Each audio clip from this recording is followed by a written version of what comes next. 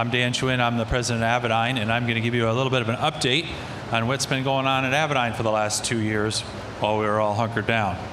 So, let's go ahead and get started here.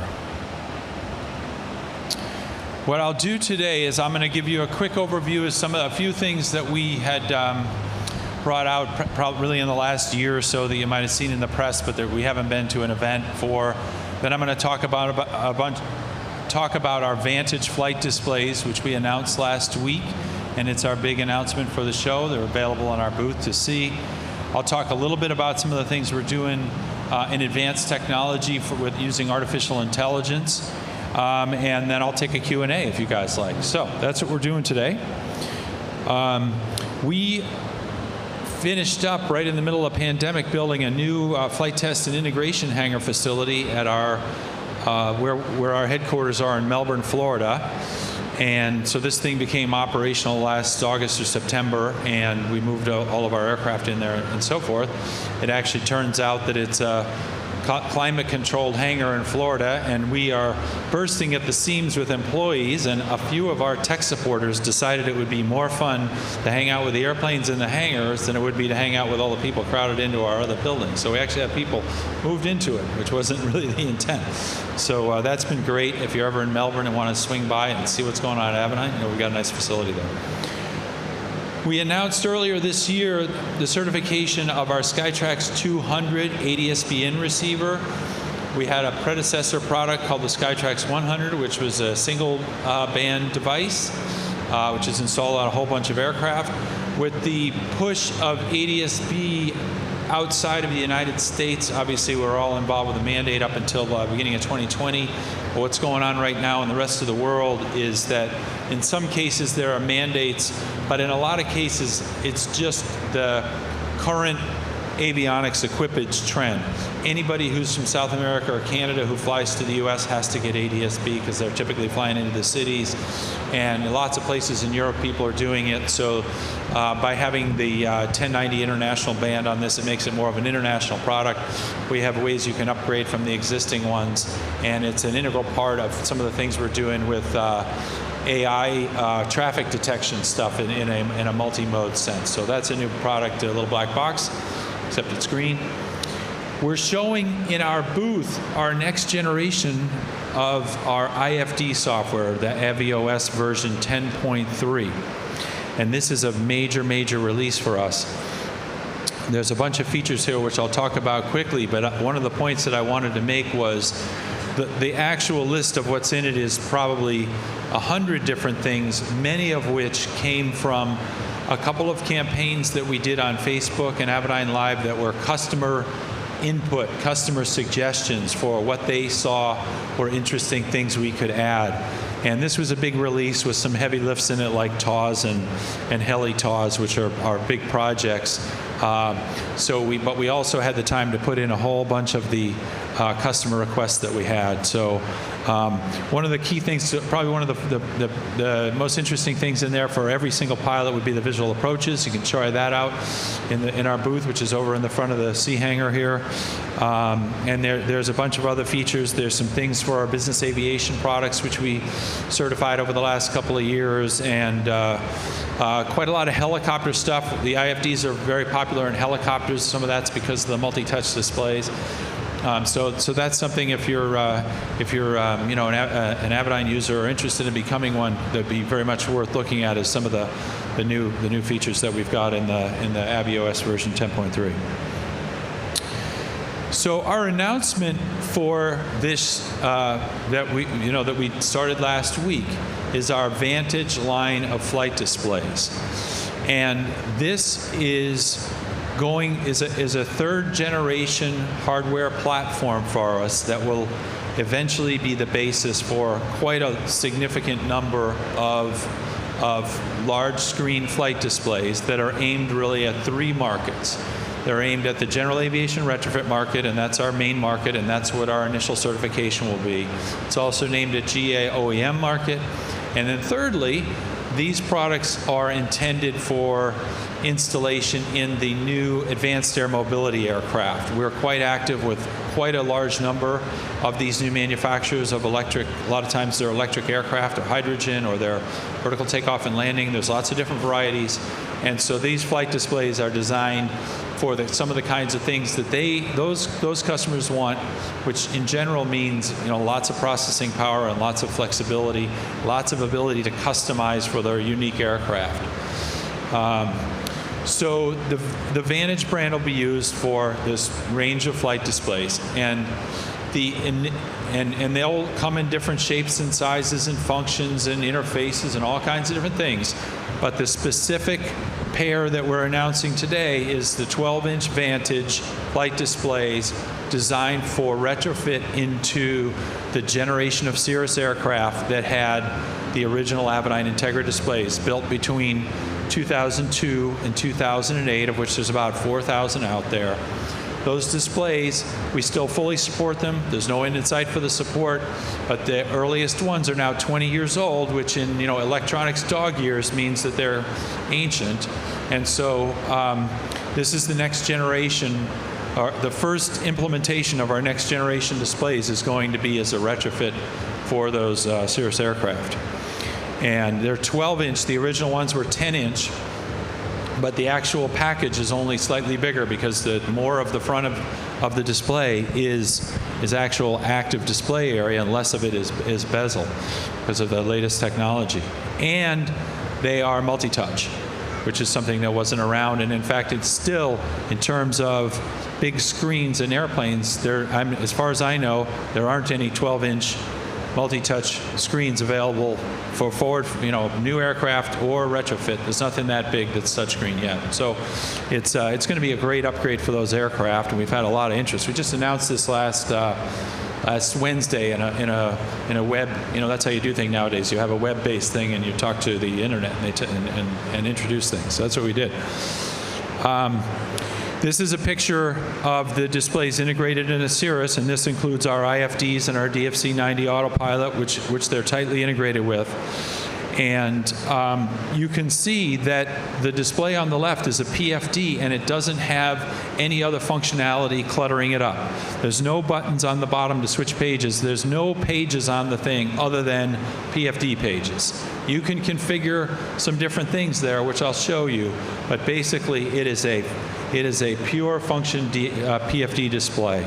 And that's one of the things people really loved about the original Integras and Cirruses, is you got in, you turn it on, the display in front of you is a PFD, and you don't have to mess with it. It does what it's supposed to do. There is some configuration, but it's a pure PFD. The MFD also comes up as an MFD, but it adds some reversionary capability. That's a great benefit for Cirruses and some other things that I'll show you. One of our key design elements was to say, we want, if somebody has, since this first certification anyway is targeted at these Cirrus, they have the first generation Integra displays and they have IFDs, they should be able to learn this system in less than a minute, because it's either very consistent with what they have in terms of their original Integra displays, or it operates very similarly with their IFDs. So it's designed to be a quick and easy transition for the pilots. It's designed to be a quick and easy transition for the training environment, which has been so successful in the Cirrus community at improving safety and getting to a consistent level of pilot performance. So you don't have to learn a completely new operating mechanism to be able to use these things. They're very consistent with what before them. Some of the highlights, I mentioned the 12-inch screens, which is bigger than the 10s that were in there. And they're hybrid touch. Hybrid touch for Avidyne means that all the functionality that the systems have is available either by touching the screen in some way or another, or by using the buttons and knobs. And what we find is that different pilots use different combinations of touch and the mechanical interface to operate the systems. And obviously from our perspective, we want it to be flexible. You can use things interchangeably. But it's the only things on the market that are specifically designed to have all the functionality available by touch or by the mechanical interface. One of the big additions to these is that Both screens now have integral attitude reference systems. It's built into the box. I'll show you a side view of the box with the stuff built in. In the previous generation, there was one in the primary flight display, and so there was no reversion capability other than the bolster backup instruments. Now you've got an electronic backup that works the same, and I'll show you more about that. Synthetic vision, as it has been for our IFD products, our R9 products, and certainly the Vantage, is a baseline function. It's not an option. It's built in all over the system. You've got an egocentric view, which is what you see in the PFD there, which means, kind of out the window. You've got an exocentric view, which is what you see on the IFD, which means up and behind the airplane. And then you've got kind of the map view, which is a kind of a 2D from above view. And in all of these cases, you're seeing the yellow and the red terrain coloring, which shows you your position relative to the terrain. The MFD has the same functions. It adds a full reversionary mode, and it adds complete interface consistency with the IFDs, and I'll show you that in a sec. It uses that page and tab user interface that we first came out with on our R9 systems, but they were not touch. Then we evolved it on the IFDs, which was where the multi-touch started, and now it's available on this. Super easy to use. One of the key design parameters there is not to have a lot of menu depth. So you don't go, 7 stages down in the menu. There's the pages and there's the tabs, and that's pretty much it in terms of the user interface. It's designed to keep you from getting lost and be able to have you look at the screen and figure out what you want to do next. One of the cool things about a Cirrus, and this configuration obviously is not going to fit in a lot of other aircraft because of the way the panel and the yoke goes through the panel, and there's a radio stack in the middle. But we decided to do this first for the Cirrus, and we decided to take full advantage of the Cirrus. And the neat thing about the Cirrus is, that the yoke over to the side gives you 2 big screens right there for the pilot, and you still have a radio stack. So in this configuration, we take full advantage of having IFDs down in the console. So that's where you do your radio stuff and your flight planning. And the IFD can act as a backup. If you use the MFD as a backup PFD, you can do all your MFD type functions on the IFD. So you've got multiple stages of backup, lots of configuration flexibility. And of course, the IFD's baseline with full connectivity. So your for-flight integration, and you have the IFD 100 app, anything you want to do with an iPad. There's some now devices that are supported. You can use the Cloud Ahoy and the remote for Foqua stuff. So all your wireless Wi-Fi and Bluetooth stuff is supported in the stack. And lastly, and definitely not leastly, the displays are tightly integrated with the DFC 90 autopilot. So the airspeed and vertical speed bug drive the bugs on the PFD. And in a reversionary mode, the autopilot works exactly the same. Doesn't matter which display is driving it. Just a quick look at the displays mechanically. As I mentioned, and it's probably not obvious from this picture, but the bezel that goes around the outside is now a lot thinner because as technology has progressed on LCDs, we don't need as much space around there to support them. So while the screens are a lot bigger, the boxes are only a little bit bigger. You do need a new instrument panel for the Cirrus because you've got to kind of move some things around a little bit. You'll also notice that they're very shallow, and that's including the integrated attitude and heading reference system. So one of the results of that is more functionality built in, but the overall installation is going to get a little bit lighter. Probably not enough to write home about, but it will be probably a couple of pounds lighter, even though it's considerably more functional. I mentioned that it's hybrid touch, and that the synthetic vision is totally baseline on everything.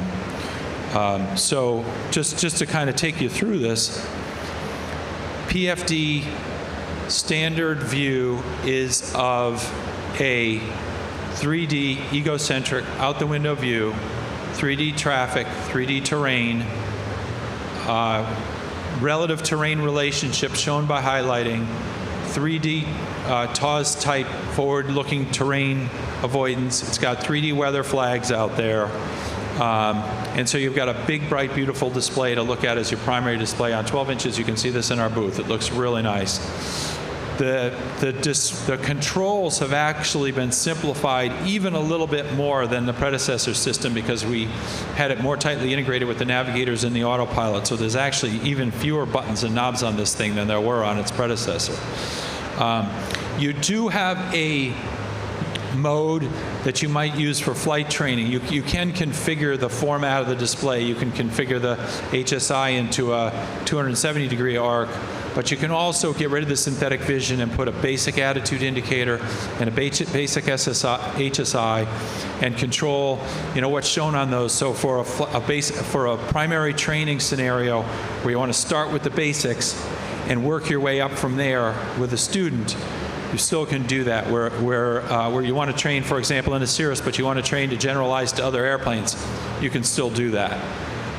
And it's all hybrid touch. What that means is the heading bug, there's a heading knob. You can turn the heading knob and the heading bug moves around. Or you can grab it and you can slew it around on the HSI. You can slew the heading around to where you want it to be.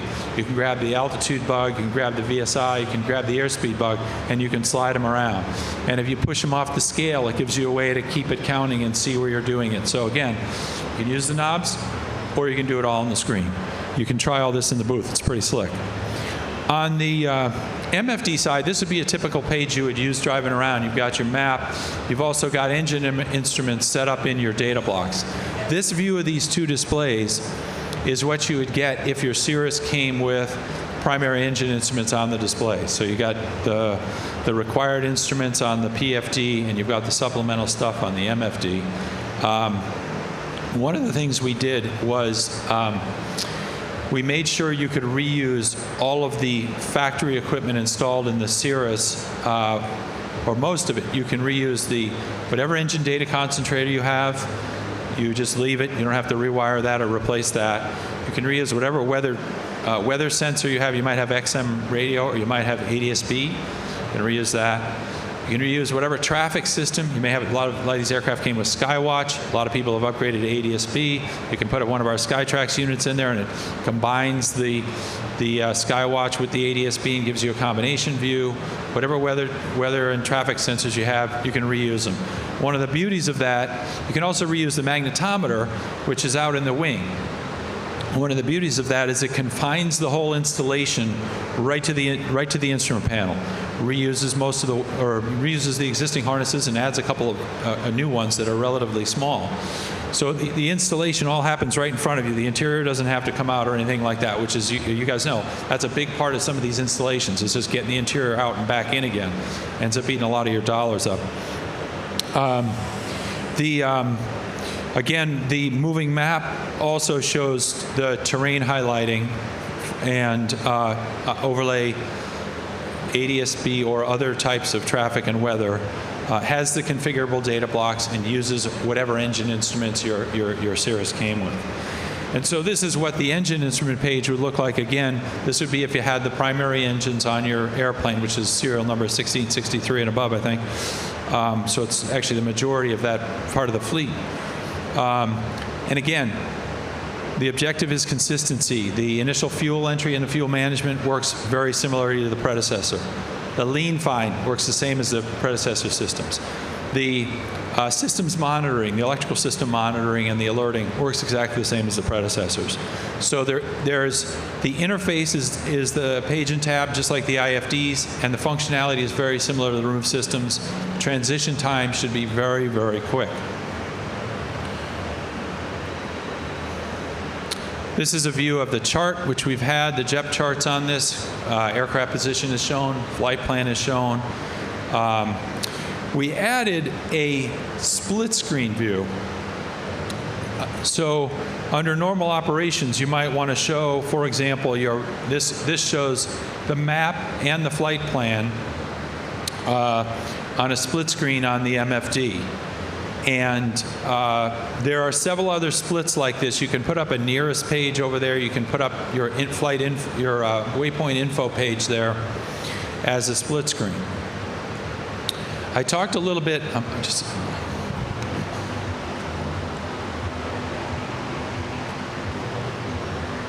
This may be hard to believe, but We're 3 hours into the show, and this is my second presentation, so I'm losing my voice already. And my hundreds of friends who are here that I haven't seen in 2 years, when I run into them, I end up talking and talking and talking. By the end of the day, I'm going to be whispering. There's a bunch of different split screen views. Now, the next thing I want to talk about is what the reversion area looks like. So in the case of a PFD failure, you have the ability to move the PFD functionality over to the MFD just by pressing that PFD button that you see highlighted in green up there. And then you get the exact same thing that you had on your PFD. The knobs are the same, the buttons are the same, the multi-touch is the same, the autopilot integration is the same, the autopilot keeps on working, and you have no interruption. In this scenario, especially if you have it works with any pair of IFDs, but if you have a 5-inch IFD in your stack, most of that MFD stuff, moving map, charts, see your flight plan, that's all available on your on your IFD in a smaller screen. So you can think of it as I reverted my PFD over to my MFD, and I reverted some of my MFD functionality down to the IFD. However, there are some split pages here as well, so I can put up a PFD and a map, and I can put up a PFD and a chart. By the way, of course, all of the other MFD pages remain available while you're doing this, and you've got them all on your IFD. So the summary is that the Vantage is going to be a line of displays. Our sales team, we were going through this preparing for the show, and we expect the number one question to be, when can I get it for my 182? And the answer is, we know that that's what people want. We wanted to do this first.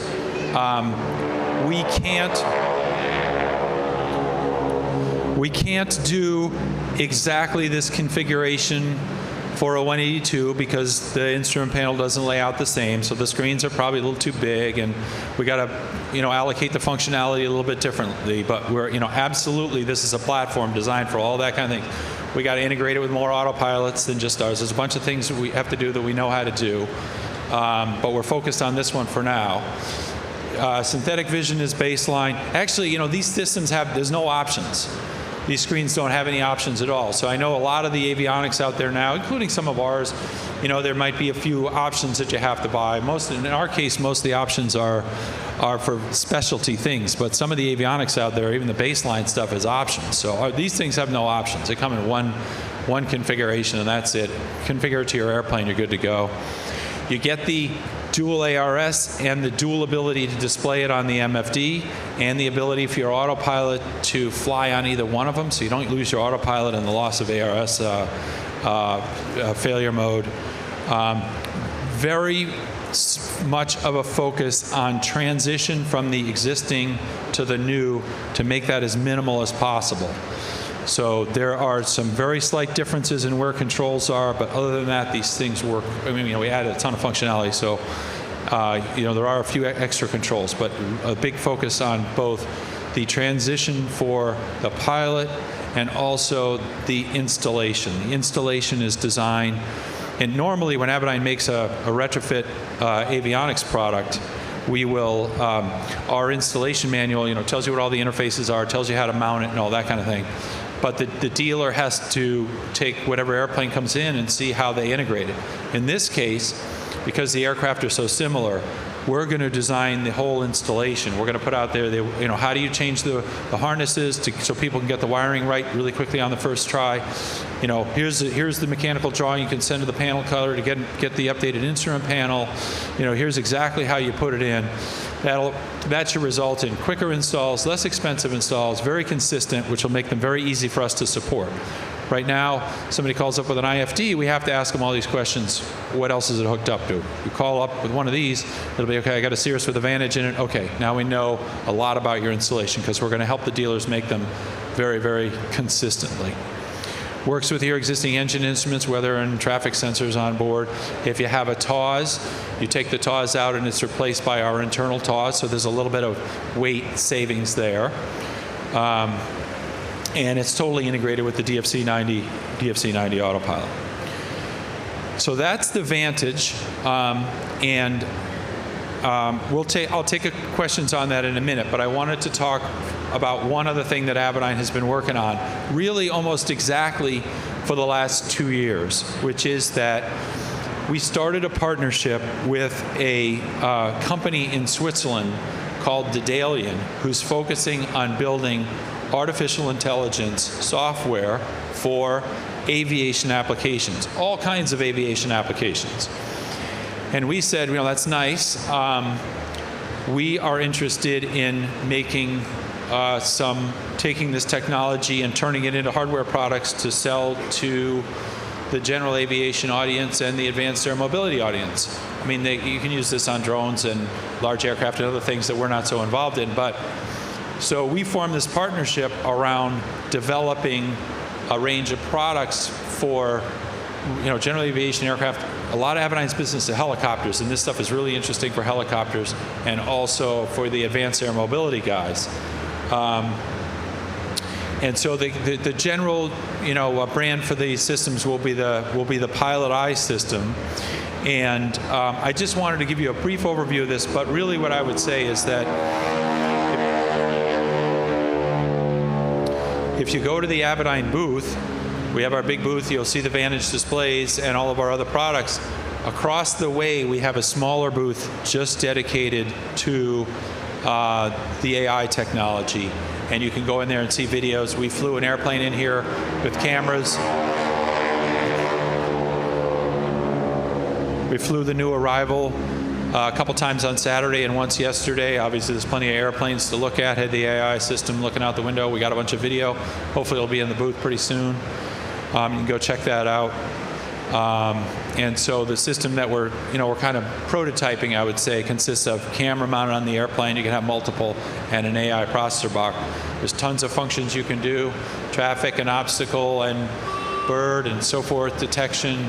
You can do runway. We've demonstrated the ability to track a runway. You can do ability to track where you are, an alternate to GPS, and so forth. You see all of that there.